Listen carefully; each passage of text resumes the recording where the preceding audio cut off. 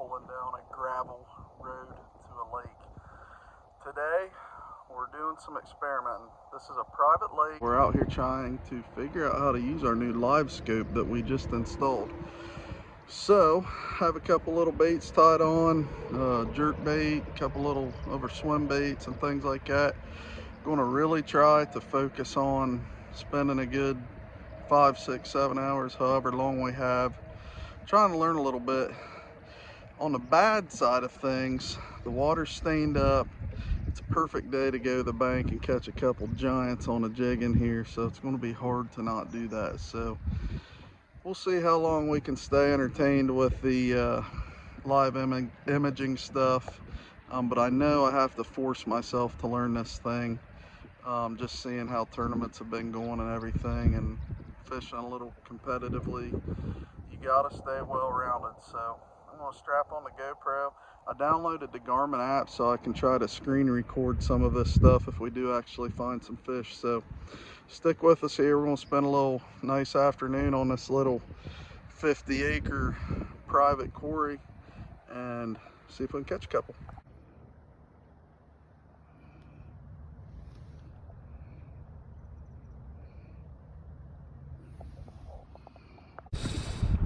Brighten this up just a tiny bit.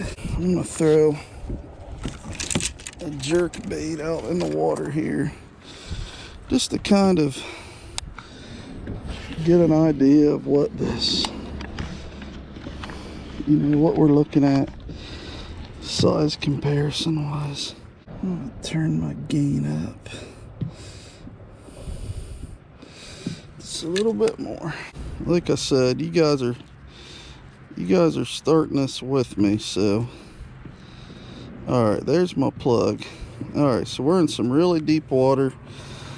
My plug is bright, so I think I can turn my gain back down just a tiny bit.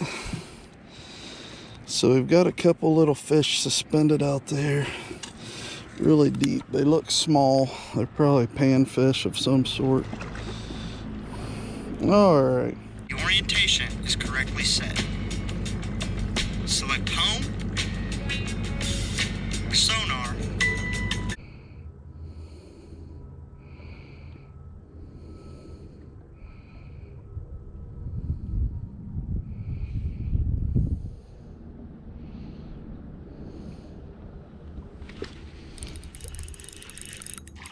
Nice.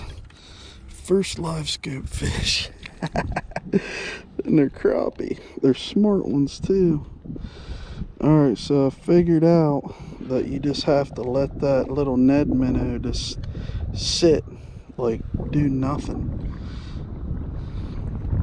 Awesome. Can't really see, but all these little marks are crappie. Well, you can see it. There's probably 8 or 10 of them down there. I literally want it just sitting dead still. I figured out. Drop back down there again.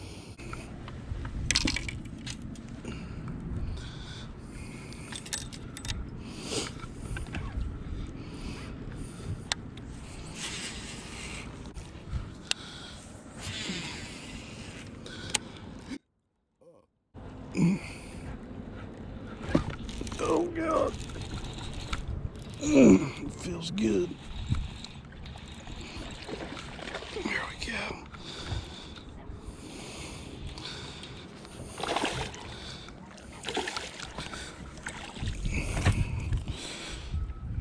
Boom.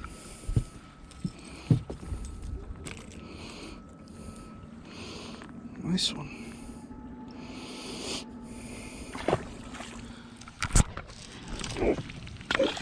Little guy.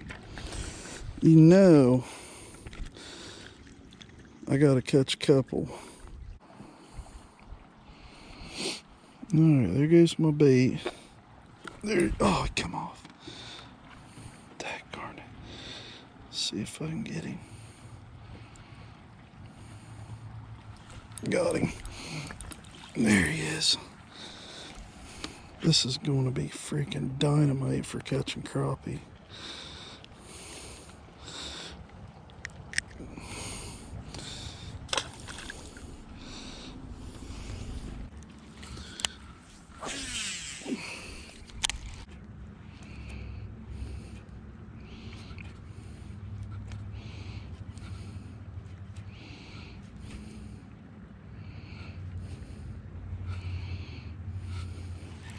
Alright, so they're running from the jerk bait, so I'm assuming they're not bass.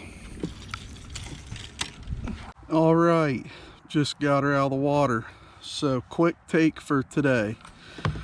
Day one, Livescope in the books for Jess, the guy that's comfortable in 3 foot or less throwing a jig and a spinnerbait. So couple things I do want to touch on. Let's see where to start. It's definitely going to change the way I fish. It's pretty darn cool once I kind of got my settings dialed in. Couple bullet points I would note is take a day like I did today, just figure out your casting distances, what you're actually looking at. Not sure if I ever did really see a bass today. Tons and tons of crappie.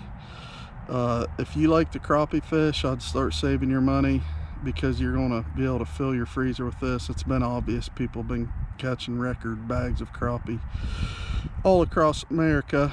So as far as the actual fishing went, if I wanted to catch more crappie, I probably could have if I had like an actual tiny little crappie jig with me. I had probably a dozen bites and just caught 2 on that little Ned minnow of ours, and it may have just not been the right color or whatever, but it was a bait that I plan on doing some bass fishing with, so I just wanted to get comfortable looking at it.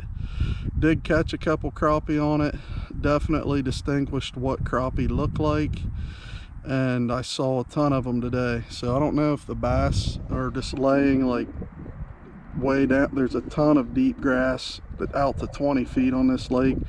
I don't know if the bass are still laying out in there like the majority of them, or they're just holding so tight to cover I couldn't see them on the Livescope. I mean, I tried to jerk bait a little bit. I actually saw crappie run from the jerk bait, so I knew they weren't bass. And you start getting an idea of like the size of the fish you're looking at. A lot of them were about, you know, the mark on the graph looked like the jerk bait, so you're talking 6-7 inches long, probably the average size of a crappie. There were some bigger ones, but I think they were still just like 10-12 inch crappie. Saw some cool things. You know, as far as the ones I caught, I just dropped the Ned minnow down and basically just dead sticked it. Probably something you just saw like in a Bassmaster Classic with Gussie. They call it moping, but they didn't really want it like jiggling or anything. The couple I caught were just directly under the trolling motor, and I just dropped it down and basically just let it sit still in front of their face, and they stared at it for 10 or 15 seconds and then bit it. So that was cool. I saw, which was, I've heard before, which was kind of unique, a handful of crappie actually just like swim up from the bottom like directly to the transducer. It must be a sound that they're just not used to listening to. But regardless, I can see an issue with fishing this way, like on a windy day. It was pretty breezy out here, kind of a tough day to learn, but it just is easy to get off course. I might look into buying the separate shaft for the Livescope transducer. If you did have to spot lock, I could see that being really convenient. So that's kind of the first take. If you get around some bass with this thing and they're wanting to eat, you could definitely do some damage. So I'm going to continue to try to educate myself, because I think it's going to innovate new tackle ideas for us, and technology isn't going anywhere, so we're going to try to keep learning and moving forward.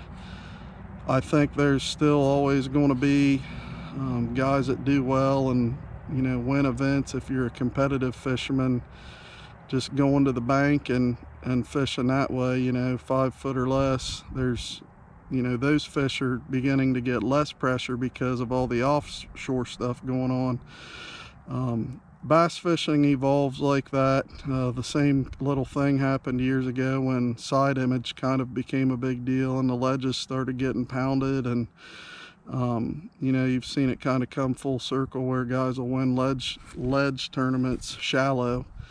And you just saw it last weekend with Keith Pochet getting up in a spillway in a tournament that everybody thought was going to get won on forward facing. So either way, I've been yakking for 5 minutes, so we'll keep doing these. I had trouble getting my unit to link up to the app to show you screen recordings of what was going on, so I'm going to look into that, and yeah, come keep learning with me. So thanks for watching, guys. We'll see you.